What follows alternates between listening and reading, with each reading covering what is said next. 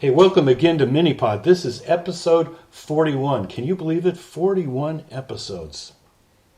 Does everything around you seem to be small? Maybe you have a small church, and a lot of times that means small offerings and small resources and small dreams. Perhaps it seems like every church around you is bigger and doing more than your church.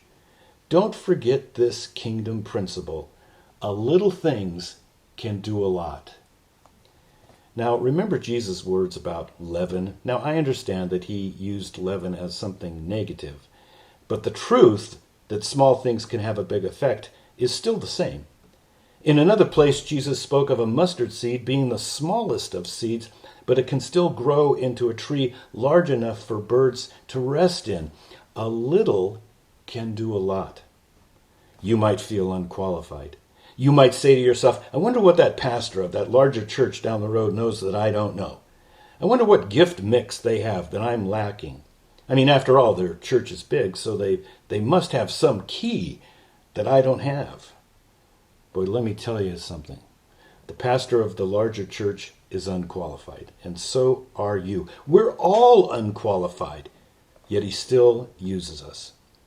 You might only have 10 people staring back at you on a Sunday, but if you're teaching them, if you're loving them, if you're discipling them and providing them a model to follow, then they, no matter how small, they're going to go out and affect their world.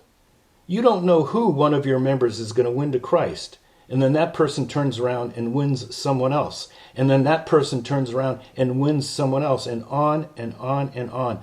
A little can do a lot. Don't purposefully try to stay small, and don't purposefully try to be big. Small is not intrinsically bad, nor is big intrinsically good.